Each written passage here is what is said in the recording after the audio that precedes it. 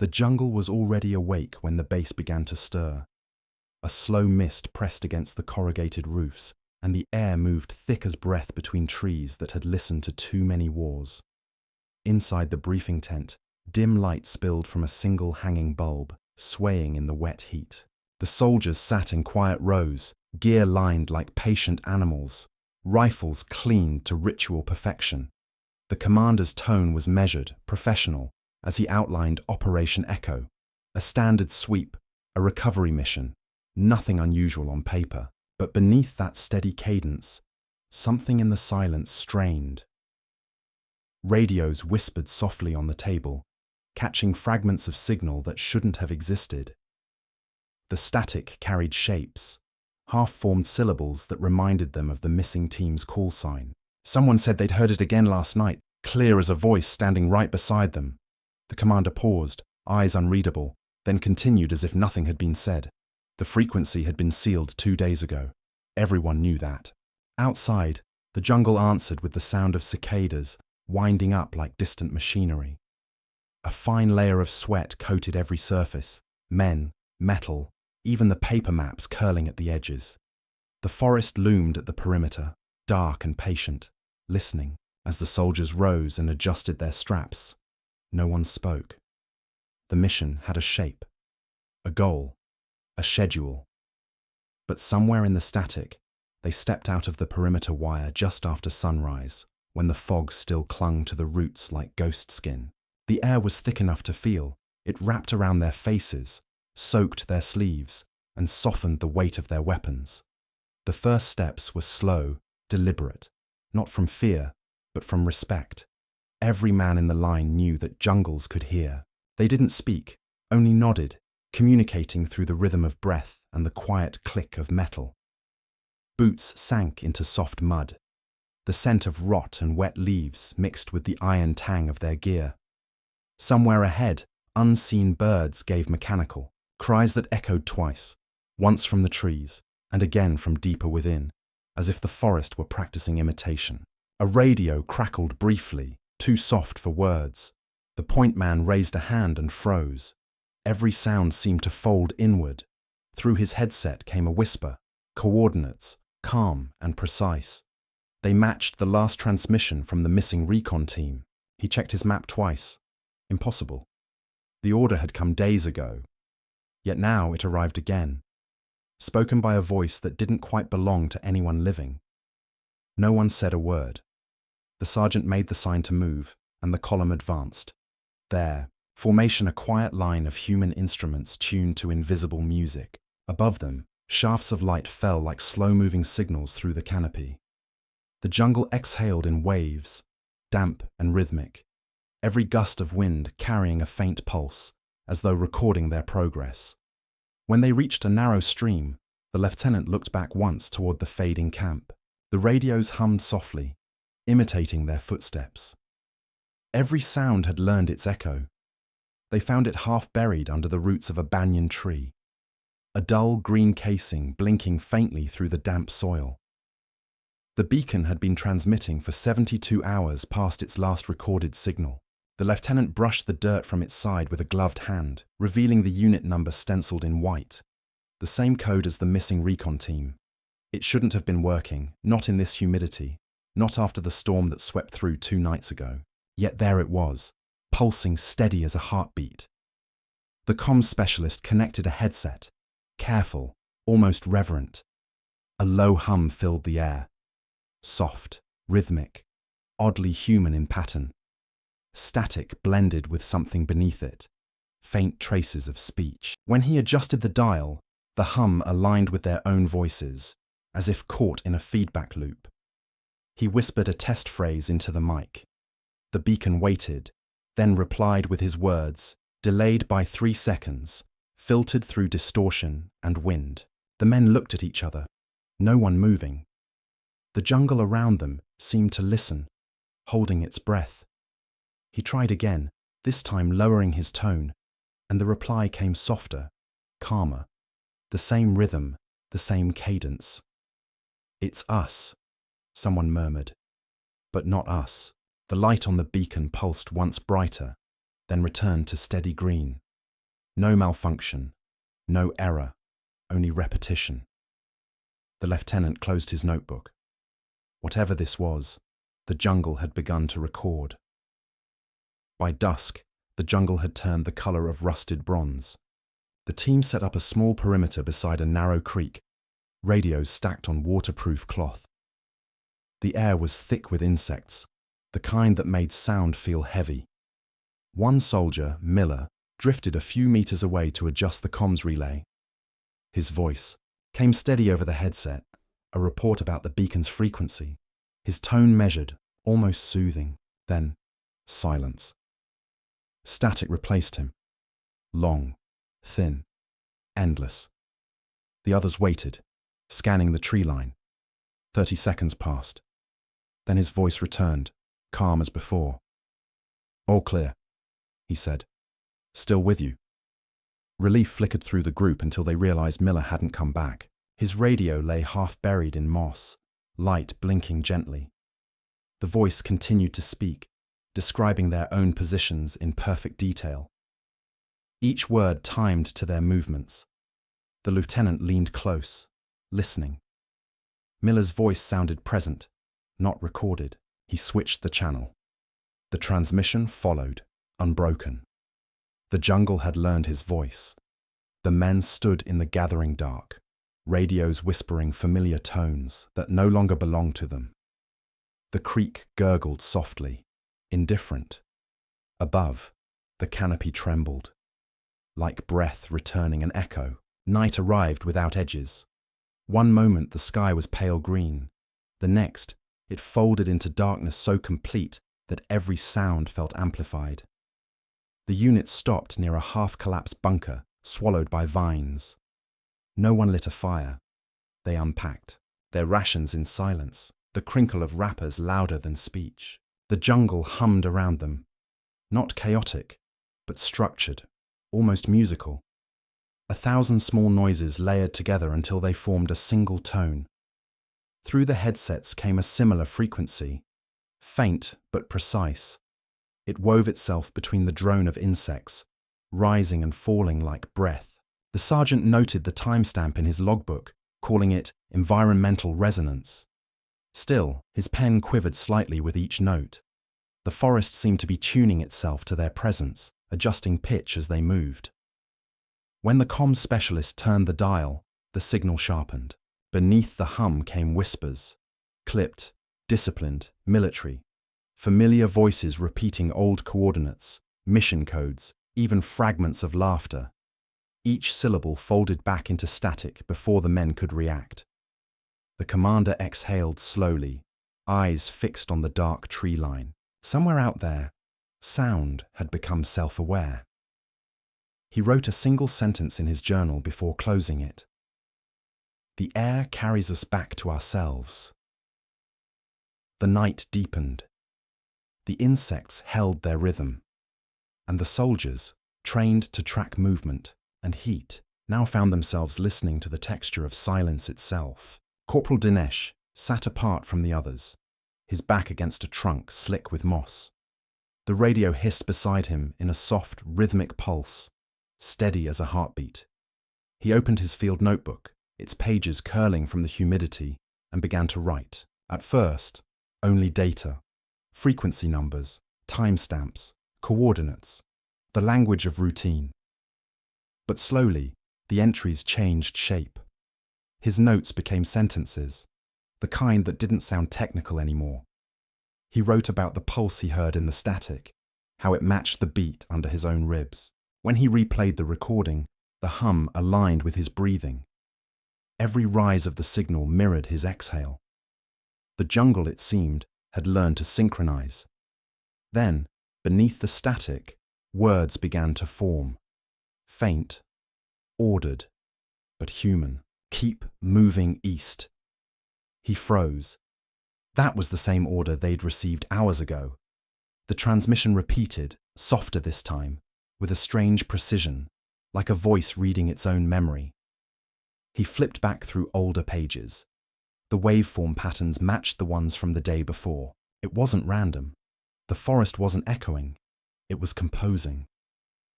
Dinesh underlined a sentence without realizing it. Orders, rewritten by the wind. Somewhere in the darkness, a branch snapped, quick and deliberate. The signal dipped, then steadied again, matching the rhythm of his pulse. For the first time, Dinesh didn't feel alone. He felt translated. When dawn returned, it did so cautiously, filtering through the canopy in narrow threads of light. The team advanced along a ridge where the trees grew in deliberate symmetry, their trunks smooth and pale, as if carved by careful hands. The forest was quieter here, the air dense with a faint metallic scent. The lieutenant noticed markings on one of the trunks. Long, shallow ridges spiraling upward in perfect rhythm, like sound waves frozen into bark. He ran his fingers along the grooves. Beneath his palm he felt vibration, faint but constant. Dinesh adjusted his handheld scanner and captured the pattern. The waveform on the small screen matched the last radio pulse they'd logged the night before. Another tree hummed faintly in the same key. The lieutenant motioned for silence. The men gathered around the largest trunk, light flickering across their faces as the forest breathed in long, slow intervals. When the wind moved, the ridges resonated. The tone was low, almost human, carrying cadence but no words. Still, everyone understood it wasn't random. Then, without warning, the lieutenant's radio flickered to life. A single word came through, his name. Perfect pronunciation. Calm, neutral, as if spoken by someone reading it from a list. He turned slowly toward the trees. The vibration beneath his hand quickened, pulse aligning with his heartbeat. It called me by name, he whispered. No one laughed. No one moved. Even the insects had gone still. In the distance, something vast and unseen exhaled, a sound like wind moving through a throat. The lieutenant lowered his radio, uncertain which direction the voice had come from. The forest, it seemed, had learned to speak without needing a mouth. By late afternoon, Command issued new instructions: radio silence until extraction. The order came through crisp and final, leaving no room for discussion. The men accepted it with quiet relief. The chatter stopped. Even the static disappeared. Without their devices, the jungle's true sound expanded to fill the space. A living orchestra of unseen instruments. Leaves shivered in even rhythm. Frogs croaked in intervals like Morse code. And somewhere deeper, branches swayed to an invisible measure. The air itself seemed to listen. Every movement echoed through the canopy, slow and deliberate, as though translated into another language. One soldier, unable to bear the absolute stillness, began to hum. It wasn't a song, just a low, steady tone, something human to replace the emptiness. A moment later, the forest answered. A deep vibration rose from the ground, resonating with his pitch until both merged into one long, harmonious note. The sound faded gradually, leaving nothing but the gentle breath of the wind. No one spoke again. There was no need. The jungle had learned their frequency. By morning, the mist lay thick as gauze over the camp. The men moved slowly, packing their gear with the quiet efficiency of habit. Beneath their boots, the earth felt warmer than before. Not soft, not trembling, just alive. When they dug shallow trenches for shelter, steam rose from the soil like breath released after a long silence. The medic crouched beside one and pressed his palm to the ground. It pulsed faintly, rhythmic as a heartbeat. He switched on his Geiger counter out of curiosity. The device clicked, erratic but insistent, though there was no sign of radiation. Organic oscillation, he muttered, noting it down. The lieutenant knelt, listening, and thought he heard overlapping thuds beneath the dirt. Dozens of heartbeats, out of sync yet unified, like a sleeping crowd. A bird shrieked above, echoing through the trees. Its call was returned by something deeper, slower. The forest had begun answering itself. No one said it aloud, but the truth hung in the humid air. They were not standing on ground at all, but on something vast. Something that inhaled every sound and exhaled it changed. The medic wiped his brow, uneasy but calm. "Feels like it's breathing," he whispered. The lieutenant only nodded. "Then let's listen." The next dawn arrived pale and soundless. Dew hung from the antenna like threads of glass. Dinesh powered the radio to check its calibration, though the silence order still held. Without warning, the speaker crackled. A clean, deliberate signal. The voice that followed was calm, crisp, unmistakably military. "Echo team, report grid 2-1. Every man froze. The tone, the phrasing, the discipline. It was Captain Rafik, leader of the missing recon unit. The lieutenant leaned closer, waiting. The transmission repeated, unchanged. The voice had no static, no fatigue, only precision. Dinesh replayed it, isolating background noise. The patterns were identical to their current surroundings. Same wind velocity, same insect cadence, even the same dripping water. He looked up slowly. "Sir, this isn't recorded." The lieutenant's jaw tightened. "Then it's live," but that was impossible. Rafik's last coordinates were 70 kilometers east, buried beneath dense terrain. They replayed the message again. Between phrases, faint echoes emerged, fragments of their own speech from yesterday, stitched into the captain's voice. A perfect mimicry. "The jungle broadcasts live," Dinesh whispered. "And it's learning." The lieutenant switched the unit off, but the voice continued for a heartbeat longer before fading. Around them, the forest resumed its quiet rhythm, leaves swaying to an inaudible command. For the first time, the men wondered if the signal had ever come from a man at all. By noon, the light filtered through the canopy in sheets of green glass. The soldiers halted beside a stream that shouldn't have existed. Narrow, winding, its flow charted nowhere on their maps. The lieutenant unfolded the terrain sheet, tracing the old riverbeds. The lines no longer matched what surrounded them. Hills appeared where none had been. Paths vanished. It wasn't disorientation. Their instruments agreed with the change. GPS confirmed their coordinates, yet the geography had rewritten itself. One of the privates fired a flare into the trees to mark position.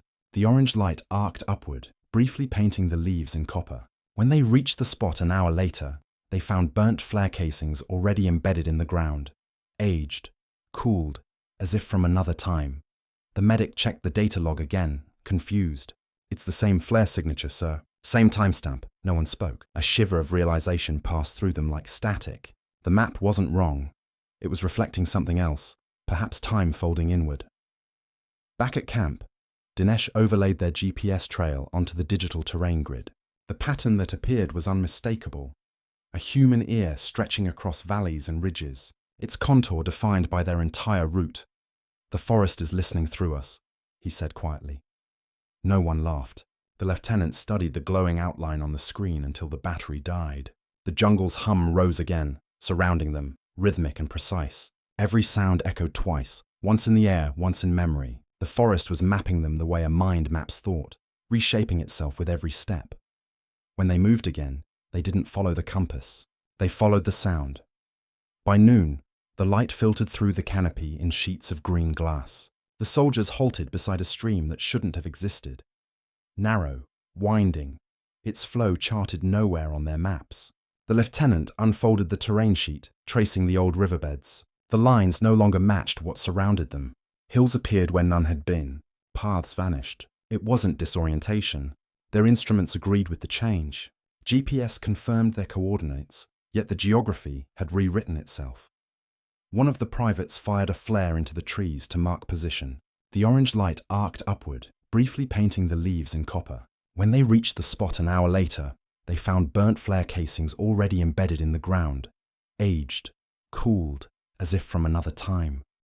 The medic checked the data log again, confused. "It's the same flare signature, sir. Same timestamp." No one spoke. A shiver of realization passed through them like static. The map wasn't wrong. It was reflecting something else, perhaps time folding inward. Back at camp, Dinesh overlaid their GPS trail onto the digital terrain grid. The pattern that appeared was unmistakable. A human ear stretching across valleys and ridges, its contour defined by their entire route. "The forest is listening through us," he said quietly. No one laughed.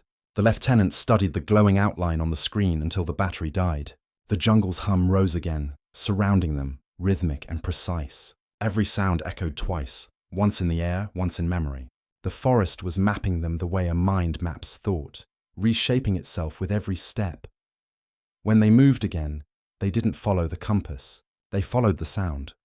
They found him near a slow-moving stream, seated on a fallen log as if waiting for inspection. His uniform was soaked but intact, his boots half buried in mud. The captain looked up as they approached, eyes clear yet unfocused, fixed somewhere far beyond the living. The men circled cautiously, weapons lowered. "Captain Rafik?" the lieutenant called softly. The man nodded once. "The forest doesn't want silence anymore," he said. His voice was calm, matching perfectly the signal they'd heard earlier. Around him, the air shimmered faintly, heavy with heat and the scent of wet bark.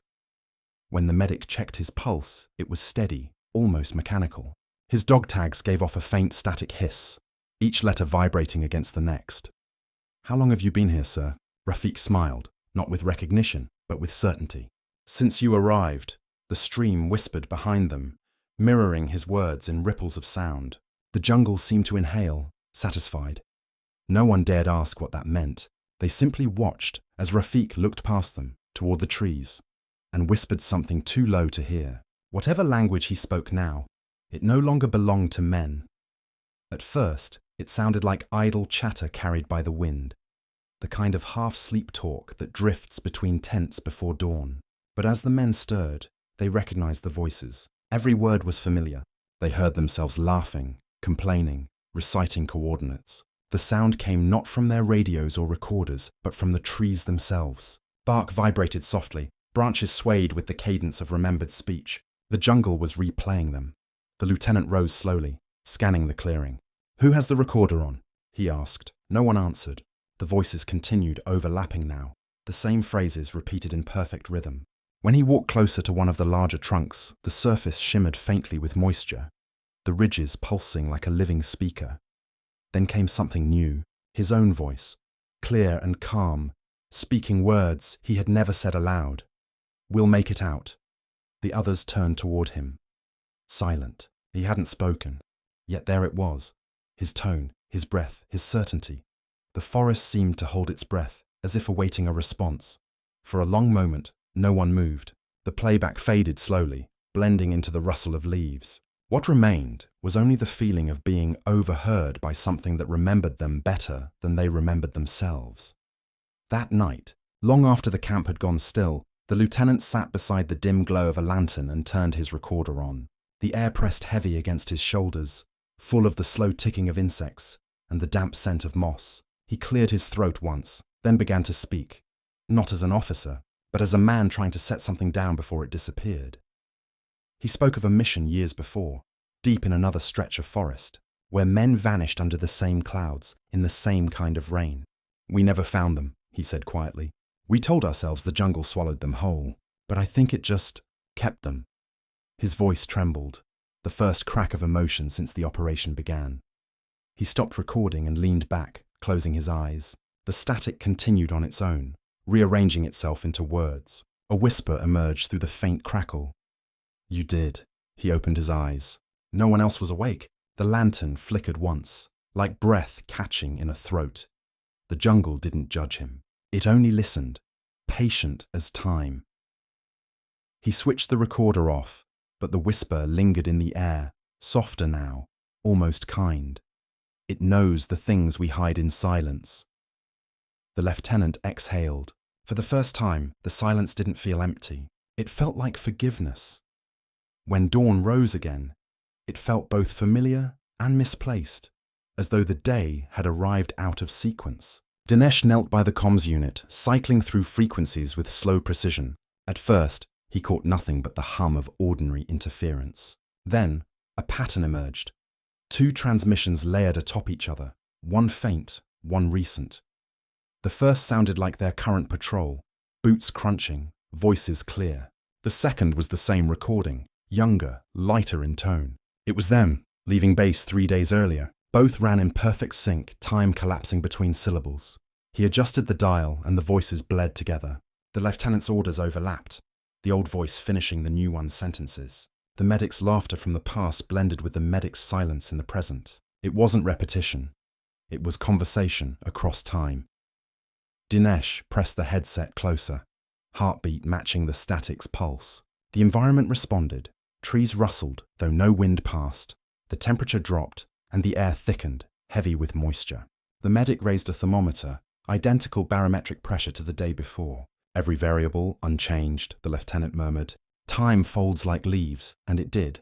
Layer upon layer, green over green. Yesterday pressed against today until they were one surface. They stopped checking instruments after that. Their words began to arrive before they spoke them. Sentences half-lived before leaving their mouths. No one found it strange. Dinesh looked up from his headset. expression calm. "We're walking through our own signal," he said.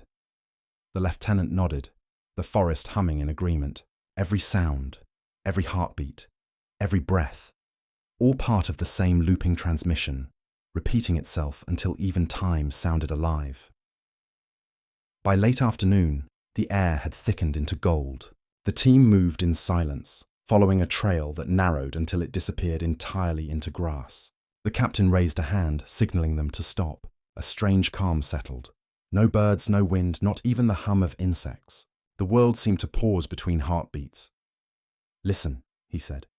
At first there was nothing. Then, faintly through the headsets, a sound, a slow, deliberate heartbeat. It pulsed once every few seconds, steady and patient, like the earth breathing beneath them. Each soldier checked his monitor, but the signal was the same across all channels. The rhythms synchronized with their own pulses, merging until no one could tell which beat was human. The captain removed his earpiece.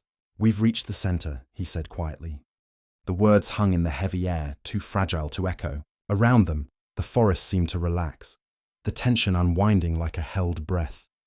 They stood together, motionless, suspended inside that single, shared heartbeat. The sound didn't stop. It simply became part of the silence, endless and whole.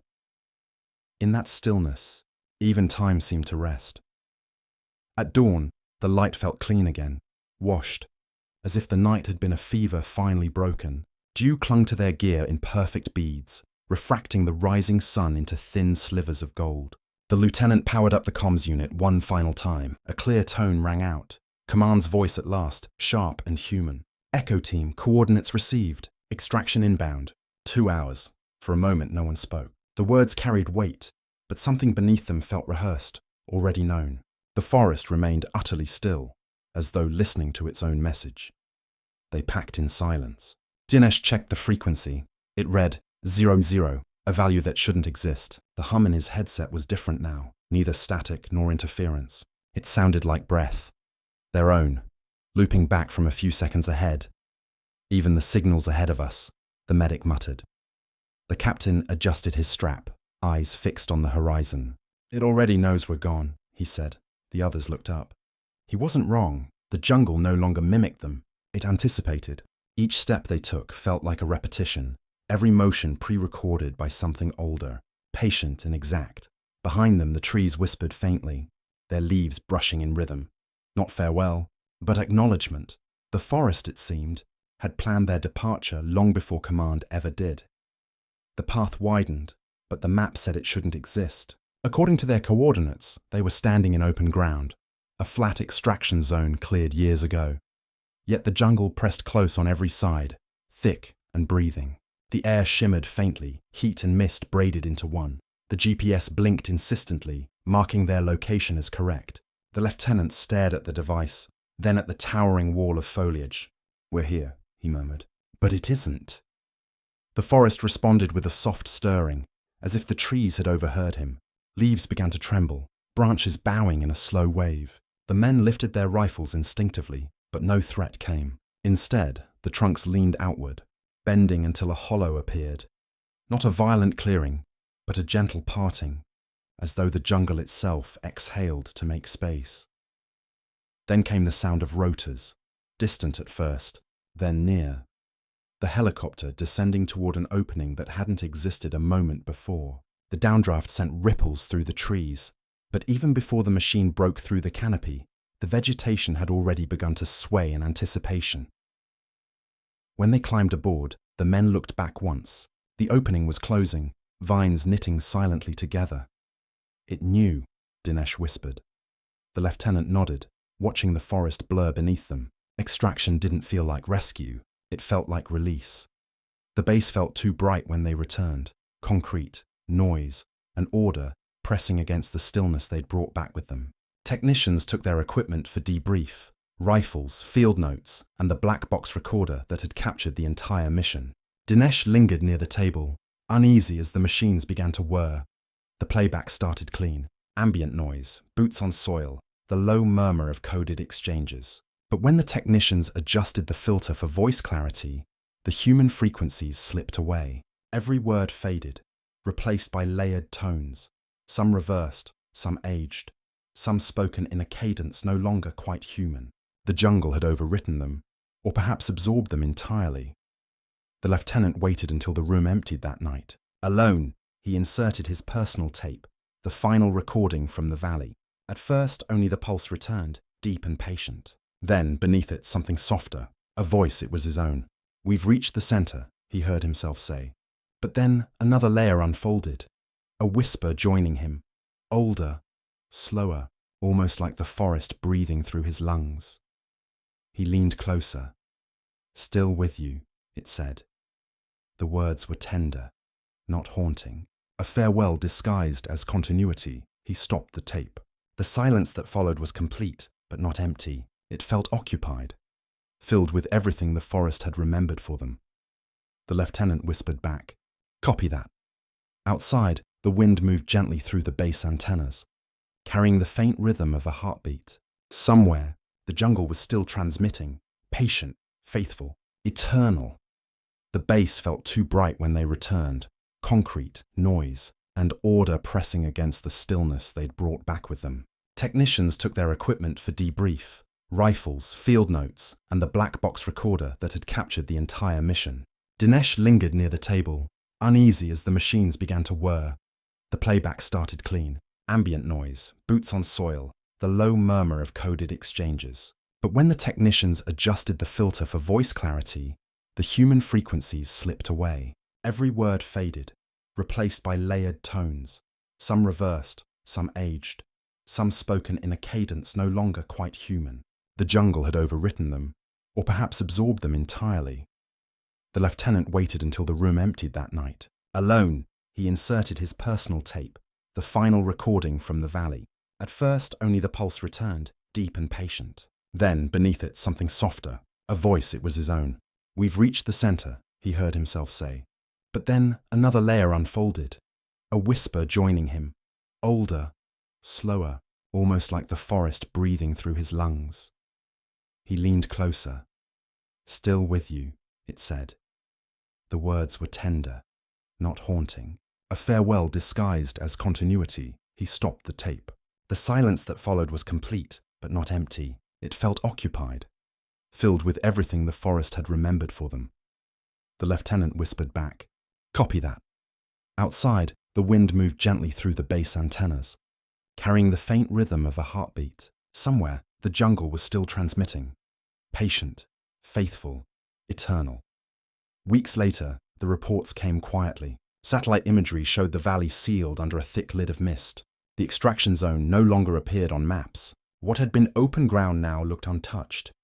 A dense weave of green, unbroken, as if no one had ever stepped there. At night, the local operators swore they heard faint radio chatter from the direction of the mountains. The transmissions were soft, irregular, carrying fragments of voices that belonged to no living unit. Each message ended the same way, a low, pulsing hum, slow as a heartbeat. The lieutenant listened once, through an old receiver kept on his desk. The static was calm, almost soothing. It wasn't calling for help. It was simply there, existing like weather, patient as memory. He closed his notebook for the final time and looked out toward the tree line far beyond the perimeter lights. Perhaps the forest just wanted someone to listen, he murmured.